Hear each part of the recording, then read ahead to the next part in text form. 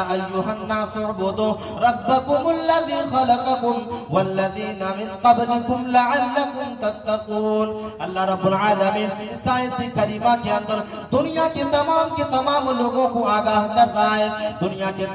تمام لوگوں کو خبردار کر رہا ہے، اے دنیا والے لوگوں تم اپنے رب کی عبادت کرو، اللہ رب العالمین کی بندگی میں اپنی زندگی کو گزارو، اس رب کائنات کی عبادت کرو جس نے تمہیں اس دنیا کے اندر پیدا کیا ہے، جس نے تمہیں اس دنیا کے اندر عدم سے وجود بخشا ہے۔ میرے عزیز ساتھیوں، اللہ رب العالمین سے اس لیے ہمیں دنیا کے اندر محبت ہونی چاہیے کہ اس رب کائنات نے ہمیں اس دنیا کے اندر عدم سے وجود بخشا ہے، ہمیں اس دنیا کے اندر پیدا کیا ہے، یہ پہلی وجہ ہے۔ اور اسی آیت کریمہ کے بعد دوسری آیت کریمہ کے اندر دوسری وجہ کی طرف اشارہ کر رہا ہے۔ اللہ رب العالمین کہہ رہا ہے الذی جعل لکم الارض فراشا والسماء بناء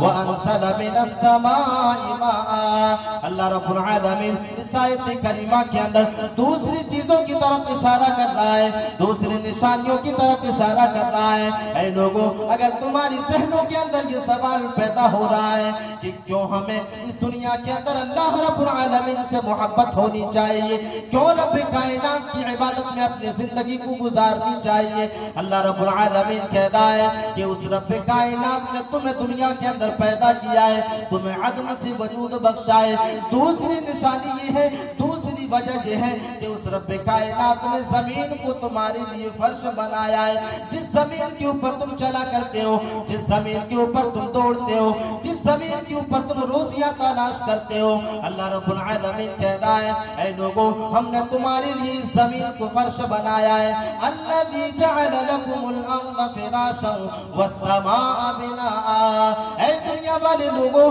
صرف ہم نے تمہیں پیدا ہی نہیں کیا بلکہ ہم نے تمہارے لیے زمین کو تابع بنایا ہے، ہم نے تمہارے لیے زمین کو فرش بنایا ہے، جس زمین کے اوپر تم چلا کرتے ہو۔ یہی وجہ ہے کہ تمہیں اللہ رب العالمین سے محبت ہونی چاہیے، یہی وجہ ہے کہ تمہیں اللہ رب العالمین سے محبت میں اپنی زندگی کو گزارنی چاہیے۔ اسی آیت کریمہ کے اندر اللہ رب العالمین نے اور ایک نشانے کی طرف اشارہ کیا کہ جس طرح ہم نے تمہارے لیے زمین کو فرش بنایا ہے، اس زمین کو تمہارے تابع بنایا ہے، جس زمین کے اوپر تم چلا کرتے ہو، ہم نے تمہارے لیے آسمان کو چھت بنا کر کے پیدا کیا، ہم نے تمہارے لیے آسمان کو سائبان بنایا اور تمہاری ضرورت کے مطابق اسی آسمان سے بارش کو بھی نازل کرتے ہیں۔ جب ایک انسان اس دنیا کے اندر کسانی کرتا ہے اور کسانی کرنے کے لیے جب اپنی گھروں سے باہر نکلتا ہے اور زمین کی چھاتی کو چیر کر